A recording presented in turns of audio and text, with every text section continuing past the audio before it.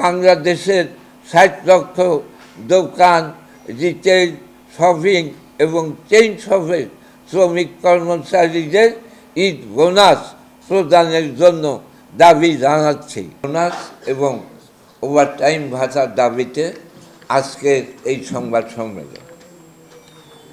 প্রিয় সাংবাদিক বন্ধুগণ, আমাদের সালাম এবং শুভেচ্ছা নেবেন। আজকের এই সংবাদ সম্মেলনের শুরুতেই বাংলাদেশের ৬০ লক্ষ দোকান, রিটেল, শপিং মল এবং চেইন শপের শ্রমিক কর্মচারীদের পক্ষ থেকে মাননীয় প্রধানমন্ত্রী জনাব তারেক রহমানের নেতৃত্বে গঠিত নবনির্বাচিত নতুন সরকারকে আমাদের পক্ষ থেকে অভিনন্দন। একই সাথে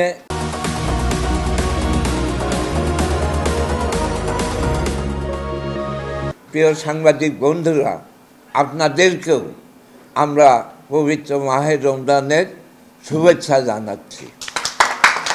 আপনারা জানেন, সারা বাংলাদেশে দোকান, রিটেল, শপিং মল এবং চেইন শপে প্রায় ৬০ লক্ষাধিক মানুষ দোকান শ্রমিক কর্মচারী কাজ করে। এই কর্মচারীরা একদিকে প্রতিনিয়ত দেশের মানুষকে সেবা দান করে আসছেন এবং মানুষের জীবনকে সহজ এবং আনন্দময় করে যাচ্ছেন। গতকাল থেকে পবিত্র রমজান শুরু হয়েছে। এই পুরো রমজান মাস এই ৬০ লক্ষ শ্রমিক কর্মচারী দেশের মানুষ এবং মালিকদের জন্য কাজ করবে অমানবিক এবং অমানসিকভাবে। স্বাভাবিক কর্মঘণ্টার বাইরে এদেরকে প্রতিদিন ১২ ঘন্টা, ১৪ ঘন্টা বা ১৬ ঘন্টা, এমনকি দেখা যাবে ঈদের আগে অনেক ক্ষেত্রে সকাল থেকে শুরু করে সারা রাত পর্যন্ত এদেরকে কাজ করতে হয় এবং এই রমজান মাসেও এটা করতে হবে। দেশের এই ৬০ লক্ষ শ্রমিক কর্মচারীরা নিজেদের বিশ্রাম, বিনোদন, আরাম, আয়েশ পরিত্যাগ করে শ্রম দেবেন বা দিচ্ছেন। এর বিনিময়ে একদিকে দেশের মানুষের জীবন সহজ এবং আনন্দময় হয় এবং হবে, অন্যদিকে মালিকদের মুনাফার পাহাড় গড়ে উঠবে। কিন্তু যে মানুষেরা দেশের জনগণের জন্য নিজেদের বিশ্রাম, বিনোদন, আরামায়েশ পরিত্যাগ করে শ্রম দিয়ে যাচ্ছেন এবং যা শ্রম দেন, মালিকদের সম্পদের পাহাড় গড়েন, সেই মানুষগুলোই তাদের জীবনের মৌলিক চাহিদা তো দূরের কথা, আইনসঙ্গত অধিকার এবং সুযোগ সুবিধা থেকেও বঞ্চিত।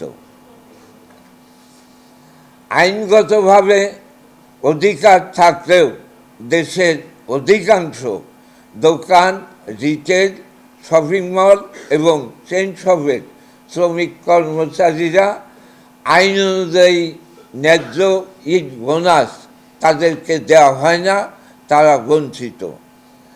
এই কর্মচারীরা রোজার প্রথম থেকে প্রতিটি সাপ্তাহিক ছুটির দিন এরা কাজ করেন। প্রতিদিন ৮ ঘন্টার জায়গায় ১২ ঘন্টা, ১৪ ঘন্টা, এমনকি কোনো কোনো ক্ষেত্রে এদেরকে সারা রাত এরা কাজ করেন। কিন্তু অতিরিক্ত কাজের জন্য আইনানুগ হারে যে ওভারটাইম ভাতা দেওয়া দরকার, সেই ওভারটাইম ভাতা তারা পায় না। আইনগতভাবে থাকলেও দেশের অধিকাংশ দোকান, রিটেল, শপিং মল, চেইন শপের শ্রমিক কর্মচারীদের নিয়োগপত্র দেয়া হয় না।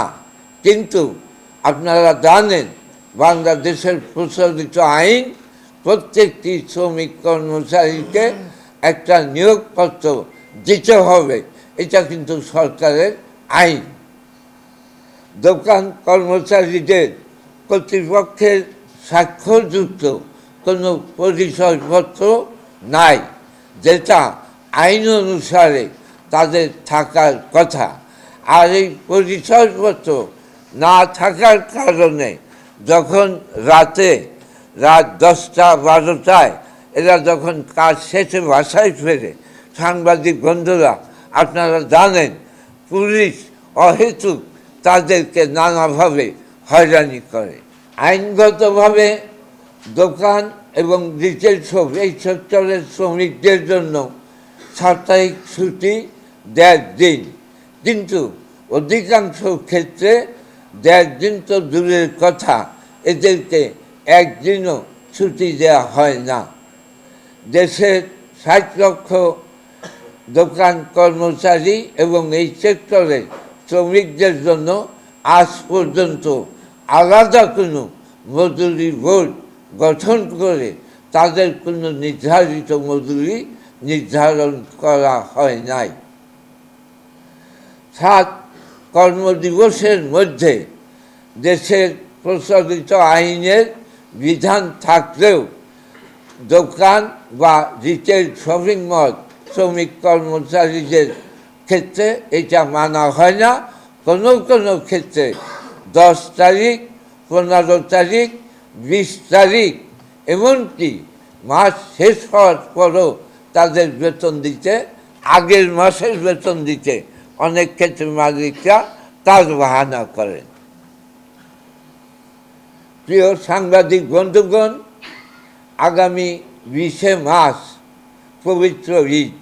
ঈদ উপলক্ষে শ্রমিক কর্মচারীদের ঈদ বোনাস এখন আর মালিকদের ইচ্ছার বিষয় না, বরং ঈদ বোনাস এখন দেশের শ্রমিক কর্মচারীদের আইনসঙ্গত অধিকার।